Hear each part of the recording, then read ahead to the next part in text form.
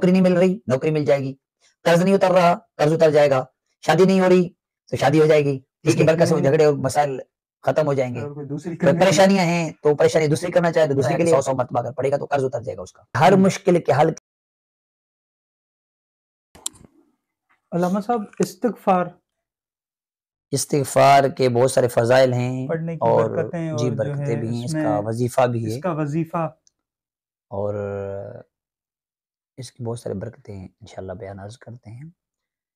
استغفار استغفر اللہ، میں اللہ سے معافی طلب کرتا ہوں، جی توبہ کرتا ہوں، اس کے مختلف سیغے بھی ہیں، پڑھنے کا طریقہ عرض کرتا ہوں۔ تو اس کے فضائل یہ ہیں کہ کوئی بندہ مقروض ہو نا، جس پر قرض ہو اور قرض اترنے کا کوئی دور دور تک اس کا نظر نہ آ رہا ہو کہ کوئی، تو پھر اس کے لیے استغفار زبردست وظیفہ ہے۔ بندہ جو ہے صبح کے ٹائم کم از کم ورنہ ہر نماز کے بعد 100 مرتبہ استغفار کرے، ہر نماز کے بعد 100 مرتبہ استغفر اللہ ربی من کل ذنب واتوب الیہ، یہ پڑھے استغفر اللہ الذی لا الہ الا هو الحی القیوم واتوب الیہ، یہ پڑھے تو انشاءاللہ یہ چند دن تک پڑھے گا نا، اس کا قرض اتر جائے گا۔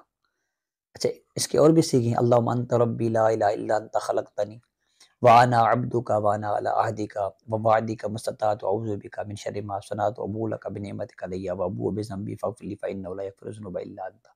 یہ سید الاستغفار ہے، اس کی فضیلت اور زیادہ ہے، اس کی سید الاستغفار یعنی استغفاروں کے سردار ہے یہ، اس کی بہت اور فضیلت زیادہ ہے۔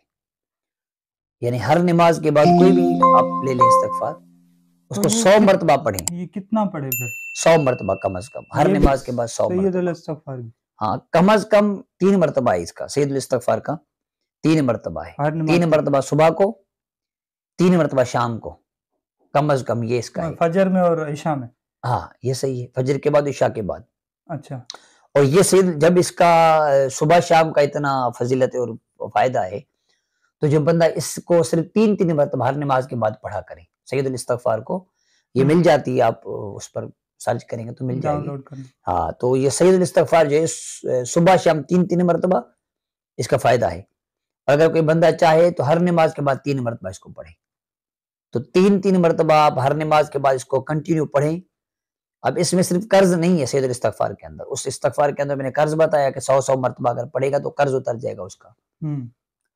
اس کا یہ کہ جس مقصد کے لیے آپ پڑھیں گے وہ آپ کا مقصد پورا ہوگا۔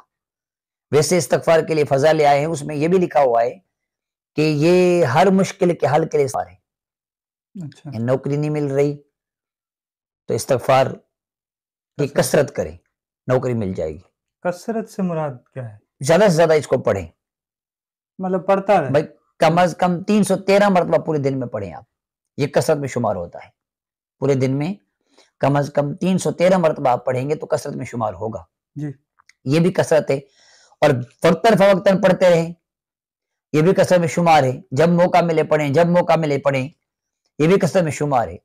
تو جس مقصد کے لیے اس استغفار کو آپ پڑھیں گے نا وہ مقصد آپ کا پورا ہوگا۔ کنٹینیو اس کو آپ استغفار کو روٹین کے اندر شامل کر دیں تو نوکری نہیں مل رہی نوکری مل جائے گی، قرض نہیں اتر رہا قرض اتر جائے گا، شادی نہیں ہو رہی تو شادی ہو جائے گی، ٹھیک ہے، جن کے ہوئی اس کے گھر کے اندر مسائل چل رہے ہیں، جھگڑے وغیرہ چل رہے ہیں، اس لیے کرے کیونکہ پہلے کے حقوق صحیح دیتا ہو۔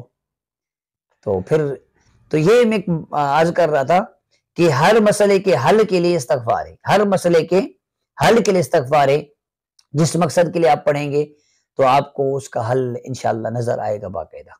استغفار کو پکڑ لیں بس۔ جزاک اللہ۔